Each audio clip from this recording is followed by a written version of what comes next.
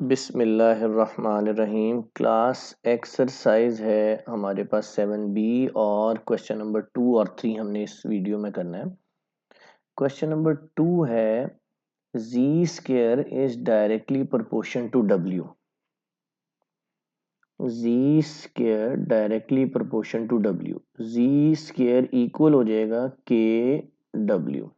Proportion का sign खत्म किया, एक इक्वलिटी और एक हमने कांस्टेंट लगा दिया।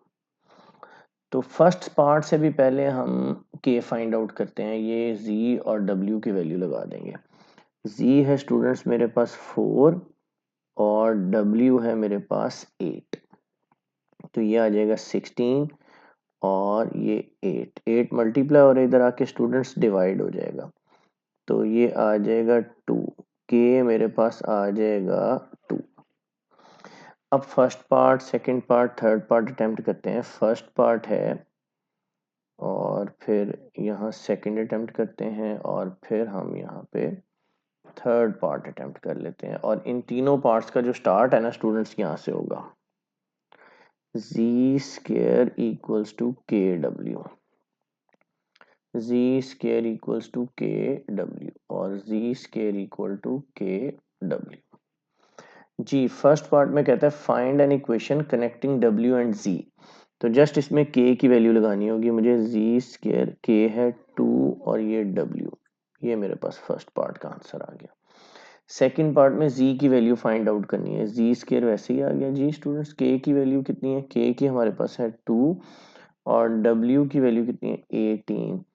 तो 18 टू ज़ा कितना आ जाएगा? 36। अब स्क्वायर खत्म करने के लिए क्या करेंगे?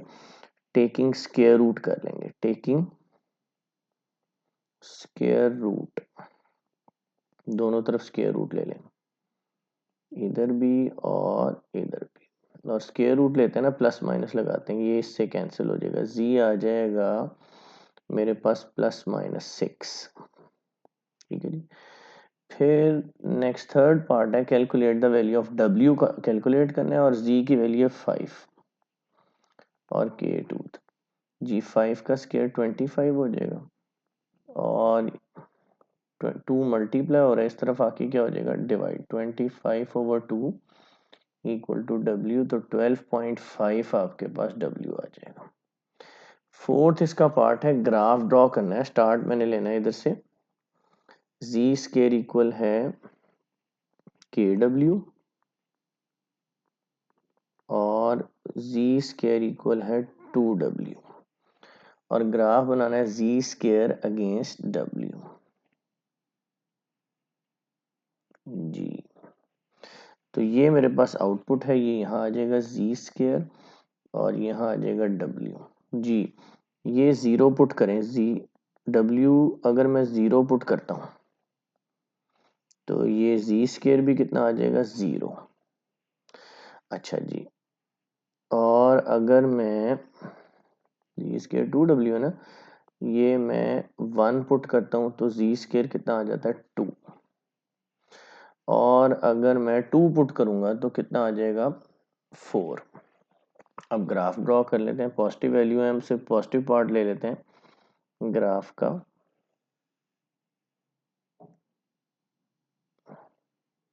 जी सॉरी,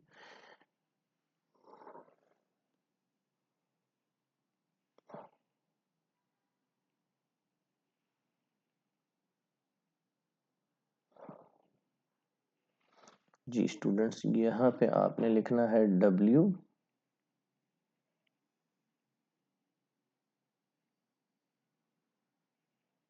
यहाँ आपने लिखना है w और यहाँ आपने z स्क्वायर। जी यहाँ पे वैल्यूज हैं मेरे पास। 0 यहाँ पे है, 2 बॉक्स छोड़ के 1 लिख लेते हैं, फिर 2 और फिर 2 बॉक्स छोड़ के 3 और यहाँ पे 1 2 3 4। जी पहला पॉइंट था 0 और 0, आपको पता है ओरिजिन पे होगा, ये पॉइंट 1 हो गया। फिर 1 और 2, यहाँ 1 और ये 2 इनको डॉटेड में मिला दें, ये मेरे पास पॉइंट। फिर 1 और 2 के बाद 2 और 4, ये 2 और ये 4 इनको मिलाएं, तो ये पॉइंट बनता है पॉइंट नंबर 3। पॉइंट नंबर 2, इसको एक स्ट्रेट लाइन बनेगी मेरे पास, हम इसे कहेंगे sloping upward from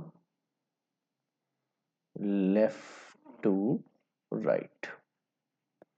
ji students, question number 2 हमने अटेम्प्ट किया। अब क्वेश्चन नंबर 3 है, it is given that y is directly proportion x की पावर n।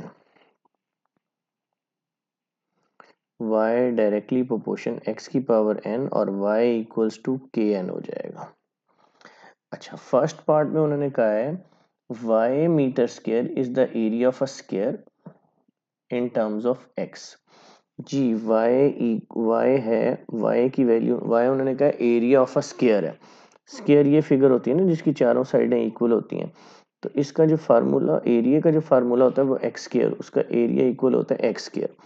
तो इसकी जगह उन्होंने कहा वाई इज द एरिया, तो ये एक्स स्क्वायर इक्वल टू के एन। अच्छा, ये कांस्टेंट है, इसको निगलेक्ट करते हैं। अब हमारे पास जो वैल्यू है, जी ये मैंने मिस्टेकनली इसको, ये x की पावर n है, x की पावर n, x की पावर n है, ये देखना ये x की पावर n था। अच्छा, बेसिस सेम है, बेसिस सेम हो तो powers are equal, n equal to क्या आ जाएगा मेरे पास 2। ये पहले पार्ट का आंसर आ गया। जी दूसरे पार्ट में क्या कहा है, y is the volume of cube length.